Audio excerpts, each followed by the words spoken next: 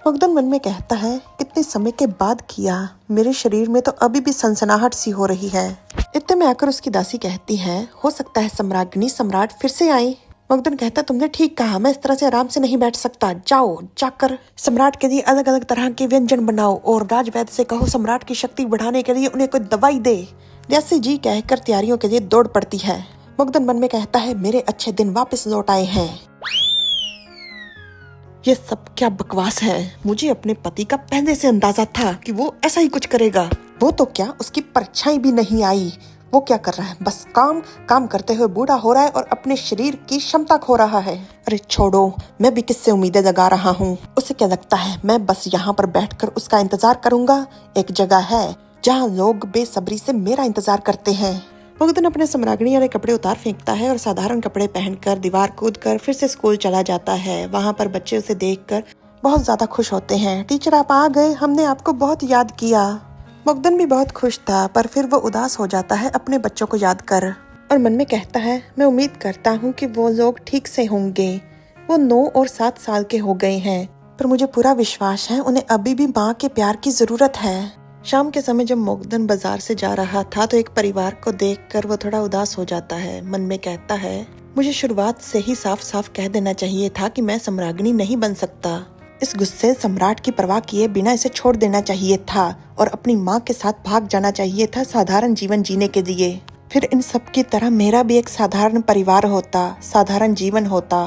छोड़ो, मूड नहीं खराब करना, चलो शराब पीता हूँ। पर रास्ते में मुग्धन को केक की दुकान दिखती है तो वो थोड़े से केक दे देता है, ये सोचकर कि राजमहल में कभी भी ऐसी चीजें नहीं मिलती। राजकुमार और राजकुमारी ये खाकर बहुत खुश होंगे। इसी बहाने वो अपने बच्चों के साथ समय बिता देगा। वो दासी के लिए भी केक देता है। इतने में वो नकाबपोश फिर से उसके पीछे आकर कहता है, हम फिर से मिल गए।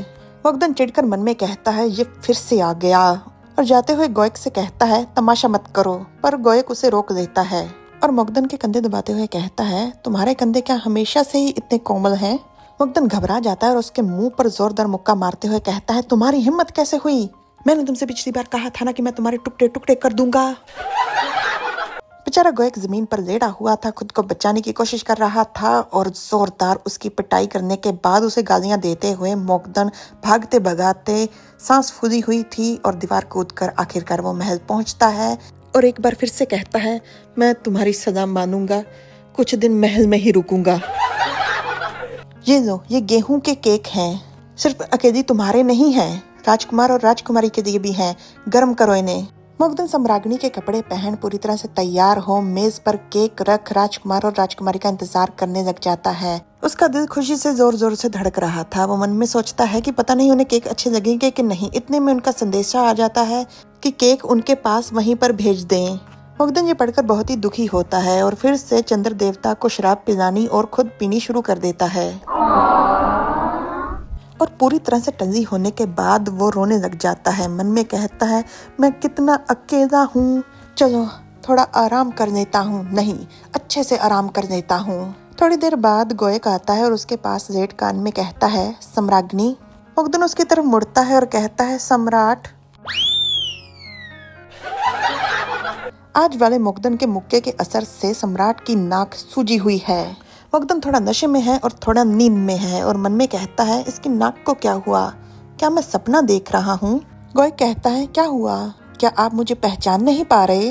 मुग्धन कहता है, मैं भी एक मर्द हूँ, मेरा भी सपना है कि मैं स्कूल जाऊँ और कामयाब बनूँ, पर सम्राट से शादी करने के बाद मुझे लगता है कि जैसे मेरे लिए सब कुछ थम सा गया है, सब कुछ रुक गया है। मुझे बहुत दुख होता है। मैं इस राजमहल से भाग जाना चाहता हूँ। मैं बस बच्चों को पढ़ाना चाहता हूँ। मुग्धन रोने लग जाता है। गोयक उसे सहलाते हुए कहता है, ऐसा नहीं हो सकता। आप हमारे हो, सम्राज्ञी हो, आपका शरीर केवल हमारा है। अगर आपने हमें छोड़ा तो आपको बहुत पछतावा होगा। गोयक का हाथ धीरे धीरे मुग्धन के सर से नीचे चला जाता है, जिस कारण मुग्धन बहुत चिढ़ जाता है और मन में कहता है, ये क्या हरकत है और ये सपने में भी मुझसे कोई अच्छी बात नहीं कर सकता। मेरा इसे कस कर मुक्का मारने को दिल कर रहा है और वो मुक्का मार देता है। दोबारा नाक पर मुक्का खाने के बाद सम्राट की नाक से बहुत ज्यादा खून बहने लग जाता है और वो इस आतंक से खुद को बचाने के लिए हवा की रफ्तार से वहां से निकल जाता है और मकदून इस चीज को सपना समझकर कर सो जाता है। Like, share, subscribe, comment. Thanks for watching.